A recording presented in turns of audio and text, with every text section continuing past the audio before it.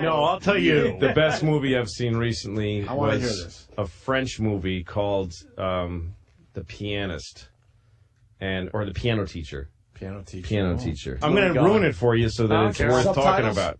Yeah. It's a French movie. Read? Yes, The Pianist. Fuck that reading shit. French woman, and she's a piano teacher at like a high-end academy in Paris. And you think you're just watching a movie about a woman who's a really tough teacher, and she's very cruel to students that aren't good enough, that kind of thing. And she's very weirdly mannered, and she has her tea, one of these just like really strict, unsmiling French woman. And then you're watching this movie, it's like 20 minutes. You're like, well, this is an interesting world I'm getting to learn about. I don't know. It's fine. And then she goes into the mall, and she walks around. You're just watching her walk around the mall. And then she goes into this video store, and you realize it's an adult video store. Oh. And you're like, what's she doing in here? She's proper. Why? She goes into a booth, like a private booth, puts coins in, and starts watching like a ass fuck. And you come around behind her and you see this in the movie. You see the full-on sex.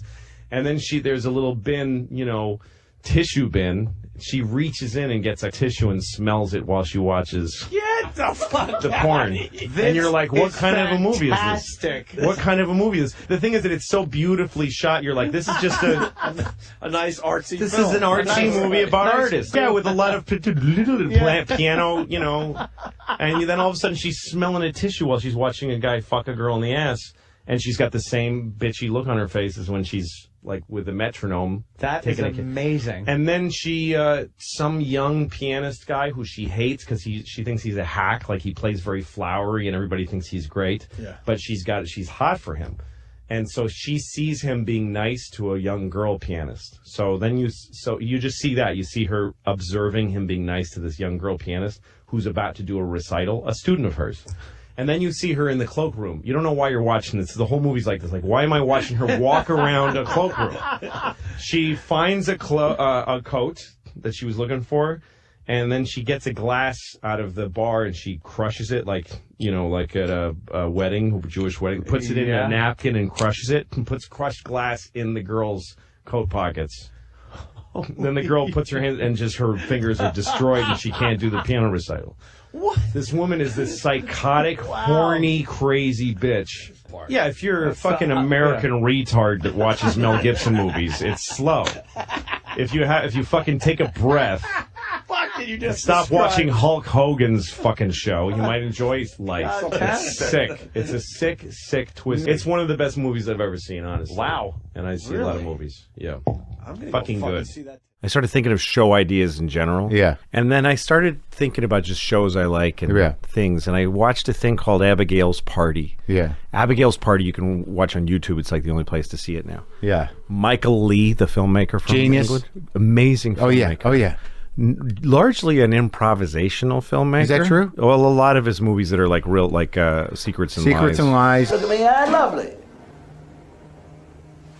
Yeah, oh, there's so many that were so good. Incredible movies. Even Mr. Turner, the more recent one that nobody gave a shit about. Naked? Naked. Oh, my God. You look like my mother. So he was a playwright in the 70s. It's like he had this whole other great career as a playwright in the 70s where he wrote plays. That's writing. Right. He wrote a play called Abigail's Party. Uh-huh. And all it is about 4 people in the suburbs of London or wherever in England. Yeah. They're neighbors. Yeah. They don't know each other, and they have drinks. Yeah. 2 hours Yeah. of one scene. 4 people and you having watched drinks. a production of the play? Well, what it is they did a play. They did a TV version of the play, and this was 1973. So it looked like All in the Family, any show that was shooting back then, Maude or something. Right, but not unusual for British. I mean, they did a lot of theater. They did stuff like that. I think they did Pinter stuff. They did, right, yeah, Playhouse 90 or whatever it was. Right, and but so they would. It looked like a sitcom, and that it was shot multi-camera. You could tell there was somebody live switching the cameras. Right. And you have 4 characters talking. Audience? No audience. That was the thing, and it was funny. Right. I was laughing out loud, and there's silence. Yeah. But it's not silence. It's like it's a sound stage. There's a living feeling to it, and it's performed, and you feel that you've seen a whole performance that never changed. You utilize that a lot in Horace and Pete. That's right. So when I watched that, I was like, this doesn't exist in the American TV diet. It doesn't exist anywhere. anymore. No, but here's the thing. Even Playhouse 90, the way that was produced was they'd take a play, like a known play. Right. You know, Eugene O'Neill or something or whatever. And they'd take a known play and they would rehearse it for whatever, probably weeks and weeks. And hash it out the way that they take a play and they dissect it, whatever they do. I've never been part of that process, but I know it takes a long time. Sure. But to me, the idea was, what if you made a series? What if you made 10 episodes of something like this that has a hybrid? So it's episodic like television. Right. But the medium feels like a play.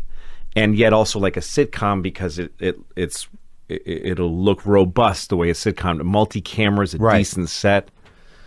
I started thinking of this, right? After I watched Elba Kills Part, and I just started turning on like my whole body. I got so fucking excited.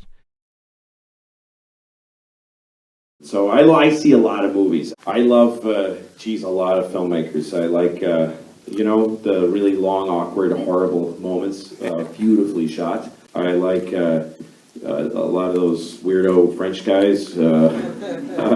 Early Godard films where there's like a road accident and people bleeding, and there's a woman in a miniskirt like smoking and like arguing with a farmer saying, "We in the city are important, not you in the country." And there's a dude dying. That's really funny to me. So I liked him. I wrote and directed Pootie Tang. I approached it as a filmmaker. I hired Willie Courant as the director of photography for Pootie Tang. He made a film with Godard, Masculine Feminine. And Willie Courant was an eminent kind of new wave French, very old director of photography. When I first moved to New York, there was a place called Kim's Video, which I think is finally dead. And I didn't go to college, so I just started going to Kim's Video and just emptying each section. Like I went through the Pasolini section, which scared the shit out of me. I still think about it.